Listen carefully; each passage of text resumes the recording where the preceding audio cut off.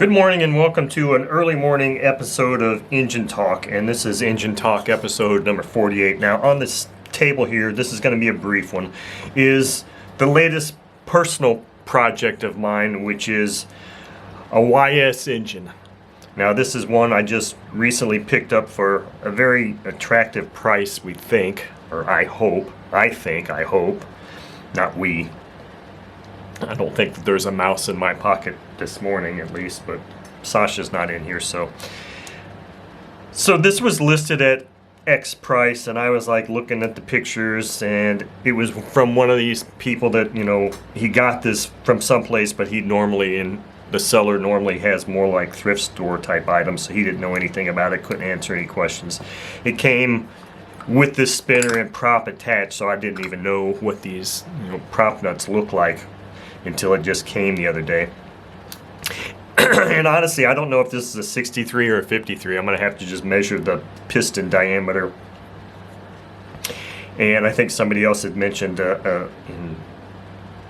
another means. Oh, I posted a question in the YS owners group or users group or whatever on eBay, Facebook, and somebody had mentioned another way to, besides the piston diameter, how to tell if it's a 53 or 63, because it doesn't really say anywhere. I thought I had seen a couple of them that they would say on the mounting lug here, but this one does not, so I don't really know if this is a 53 or 63. The good news is that most gaskets for those things are listed the same, it's 53, 63. So I purchased this, and I had one of these in last year, I believe. Last year, the year before, I picked it up at the Valley Aero Modelers swap meet in Appleton or Kaukauna, Wisconsin. And that was a beautiful engine. It was just sitting there on the table like this, looked brand new, so I picked it up for a really inexpensive price. And then, stupidly, I sold it.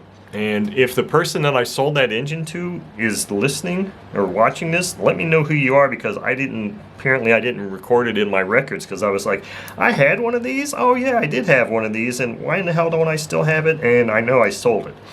So this will be the first time that I've ever had a YS engine of my own, I believe, that I'm going to have to do a complete disassembly of, because although this might look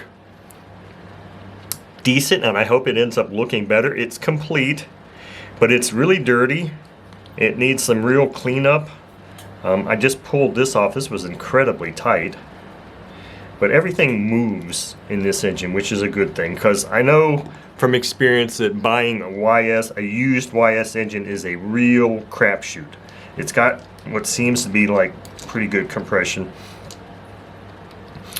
So in addition to the money I just put out for this, I also put out at least another $65 or $70 in parts, gaskets, O-rings, things like that for this engine, diaphragm, all that kind of stuff, so that I can make this as good as new as possible. This isn't one of those things where I'm just going to kind of clean it up and call it good. I want to go through this whole thing as kind of part of an experiment for myself, because I don't know that I've ever really completely disassembled a YS engine all the way down to every single component.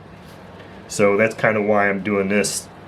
And it was just a great running little engine. I think I did a couple of videos on it, and boy, it was just fantastic. So it's one of those things where, after having played with Chuck's YS 91 AC engine, and then I saw one on the YS or on Facebook, and I didn't get that one, I was kind of like, this is one of those engines every serious glow engine enthusiast should own at least one YS 4-stroke engine in their lifetime.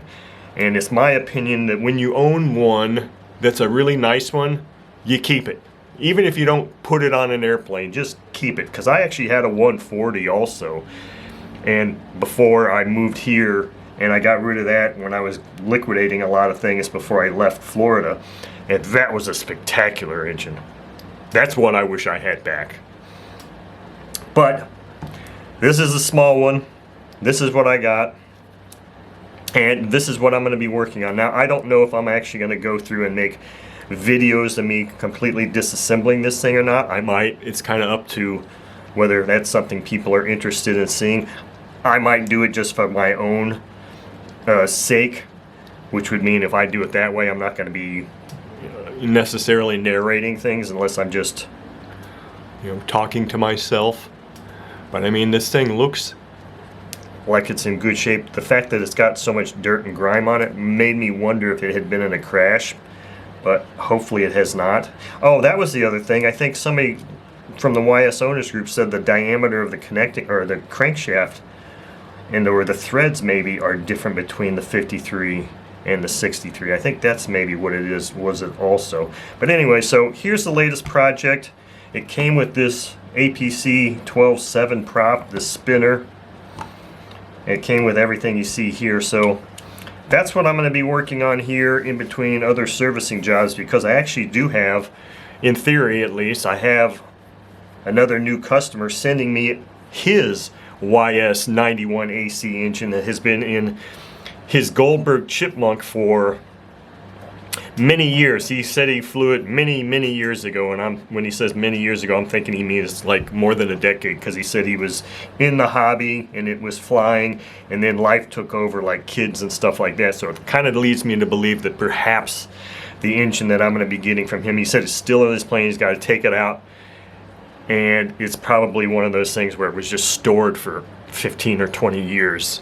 So in theory, that is coming to me. I haven't heard back from him as far as a shipping tracking number or anything like that, but he said he's sending it to me. So that's probably the next, customer engine that is a YS engine, aside from this one that I'm currently working on also, which I just published another video on, where I think we understand what the issue is with this.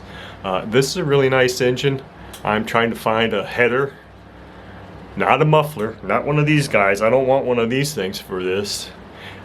Well, it's not my engine, so it's really not for me to say.